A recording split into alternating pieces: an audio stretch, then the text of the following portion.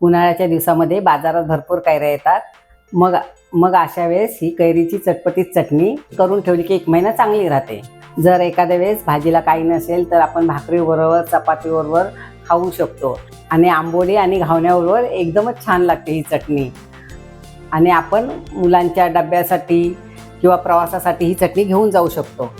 प्रत्येकाला कळेल अशा मी साध्या आणि सोप्या भाषेत ही रेसिपी दाखवणार आहे, म्हणून शेवटपर्यंत बघा. आणि तुम्हाला जर माझी रेसिपी आवडली असेल तर माझ्या चॅनलला नक्की सबस्क्राईब करा. नमस्कार, मी आशा, तुमचं स्वागत आहे माझ्या यूट्यूब व्हिडिओमध्ये. चला तर मग आता कैरीच्या चटणीच्या रेसिपीला सुरुवात करूया. कैरीची चटपटीत चटणी बनवण्यासाठी मी एक मध्यम आकाराची कैरी घेतलेली आहे. वजनाप्रमाणे म्हटलं तर ती 1/2 किलो आहे. तुम्हाला जर जास्त चटणी स्टोअर करून ठेवायची असेल तर तुम्ही जास्त पण घेऊ शकता. ही कैरी मी अर्धा तास पाण्यात ठेवलेली आहे, कारण त्याचा चीक आणि धूळ माती निघून जाण्यासाठी. आता ते आपण स्वच्छ धुवून सुक्या फडक्याने आपण कोरडी करून घेऊ.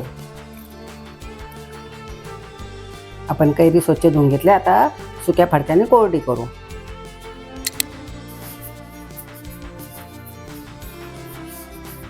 आता ही कैरी कोरडी झाली. आता आपण वरची सालटी काढून घेऊ.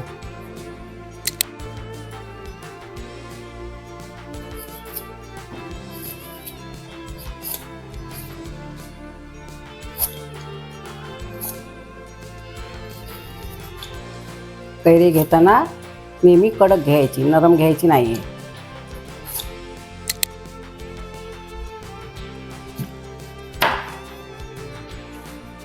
कैरी सोलून झाली आहे. आता तिचे छोटे छोटे तुकडे करून घ्यायचे.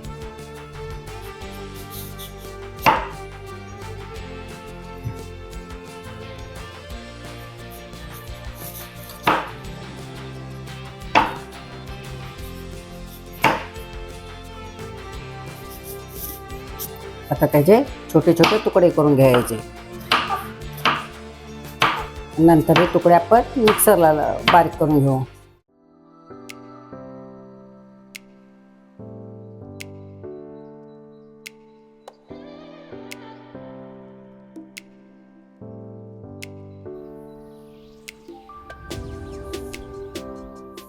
आता कैरी कापून झाली. आता त्याच्यासाठी आपण मसाला तयार करून घेऊ. खमंग चटपटीत चटणीसाठी आपण मसाला तयार करून घेऊ. त्यासाठी मी ते कढई छोटी तापत ठेवले. त्याच्यामध्ये 2 चमचे तेल टाकून घेऊ.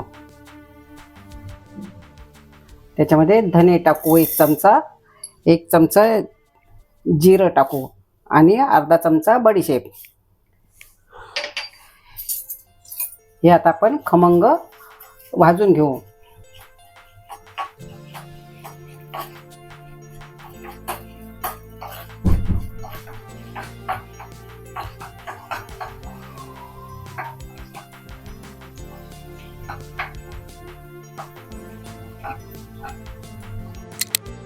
मसाल्याला मस्त सुगंध आलाय. आता 7-8 लसणाच्या पाकळ्या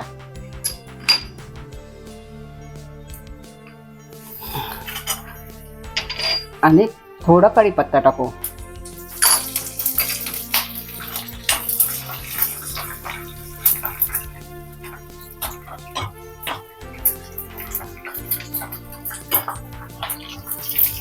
ते आपलं आता छान भाजून झाले. आता त्याला गॅस बंद करून त्याला थोडं थंड करून घेऊ.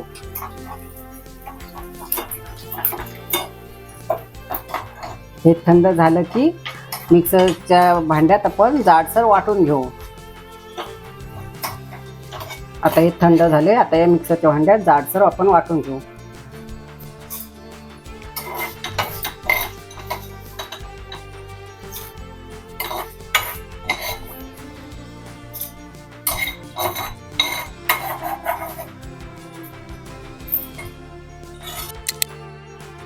मसाला जाडसर वाटून झाला. आता त्यामध्ये आपण कैरीचे तुकडे टाकू.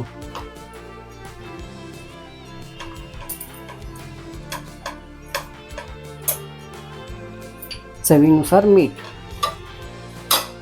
2 चमचे तिखट मसाला. आता कैरी तर आंबट असतेच, त्यासाठी 1 चमचा गूळ टाकू, म्हणजे चांगली चव येते चटणीला. आता हे मिक्सरला बारीक करून घेऊ. ही चटणी मी बारीक करून घेतली, ह्याच्यात अजिबात पाण्याचा वापर केलेला नाही आहे. आता हिला आपण फोडणी देऊ. परत आपण कढई तापवून घेऊ, त्याच्यामध्ये तेल टाकू. तेल तापले, आता त्याच्यामध्ये मोहरी टाकू.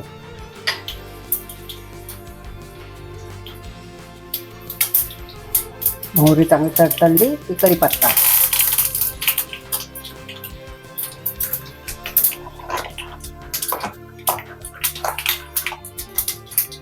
आता चटणी, ही चटणी आता चांगली फ्राय करून घेऊ आपण.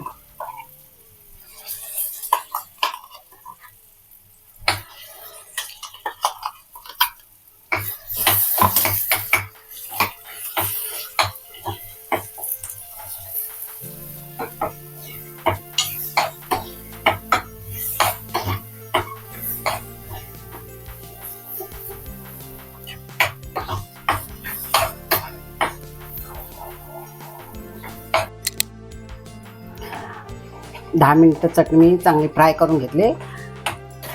आता ते आंबट गोड चटपटीत चटणी आपली तयार आहे.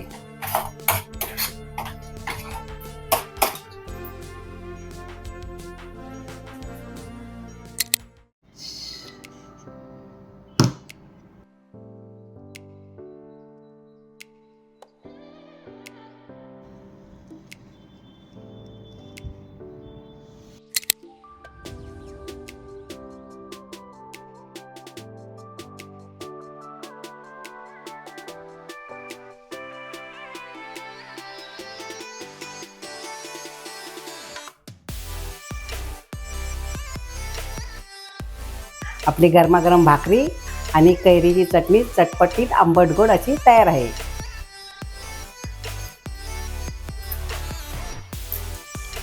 भारी झाले.